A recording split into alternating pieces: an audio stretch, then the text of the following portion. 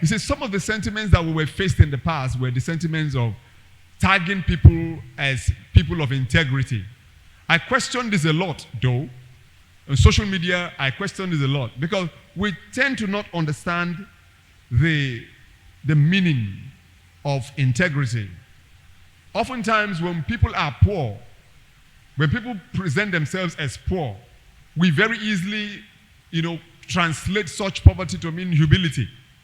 Somebody who has no money can mop your floor. Somebody who has no money can serve you, feed your dog. The point is he has no money. He wants to survive. Real humility is not measured by this factor. You see, you tend to measure real humility when this person has. When you see a man with all the wealth and the resources still bringing himself down to be like a common person like you and I, that's when you should be evaluating humility and integrity. Not when you see somebody who is trying to survive. You see, Proverbs 29 verse 13. In Proverbs 29 verse 13, the poor and the deceitful man meet together. The Lord lighteneth both their eyes.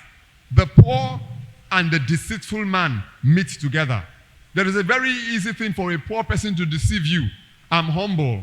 I can serve. The point is he needs food. That's the truth. We come up with these ideas of, oh, he's so poor. He has 150 cows. He's so contented. Can't you see he has only one house? Put him in the place of authority, and then you will evaluate the level of his humility. Put that individual in the place of power, and then you will be able to examine his integrity. The poor and the deceitful man, they all gather, they meet in the same place. They have the same meeting point. It's easy for you to be deceived when somebody says, I do not have. It's very easy for you to be carried away by all of those emotions, all of those sentiments. You take from a little girl's lunch money and all that. I need you to help me win this election. But the moment they get into power, they don't know you anymore. They begin to live the luxurious life. You know a man's personality when you have power. You know a man's wisdom when he has wealth. You know a man's honor when he has humility. A man's humility when you place him in a position of honor. These are the positions where you really know who a man is. Anybody can pretend to be humble. Any person can pretend to serve. Any person can pretend to be low just to get what he wants. People can lie. People can deceive you. We should grow beyond that kind of sentiments in this country. And that's why somehow I like the way that the candidates that are presented for us to vote for in this coming election, literally none of them can tell us that they are poor, vote for me because I'm poor. Neither will Atiku, nor will Tinubu, nor Peter Obi tell us, vote for us because we are poor. That kind of sentiment is long gone because we fell for it before.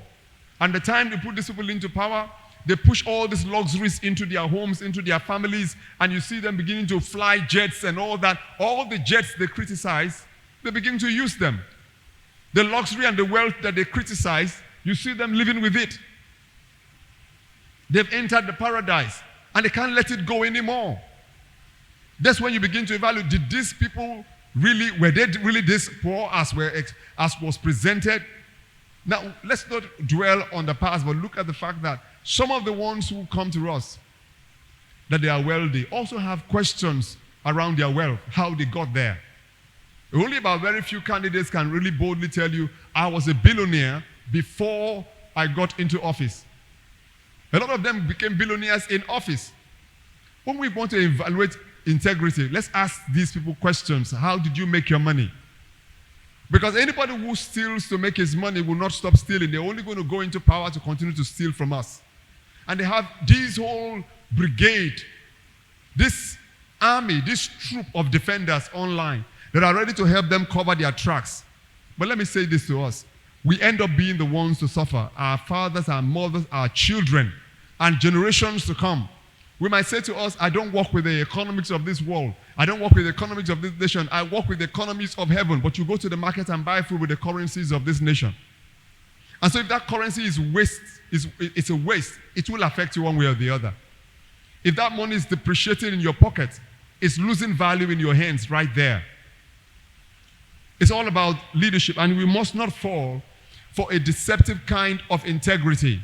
We must not fall for a myopia kind of integrity.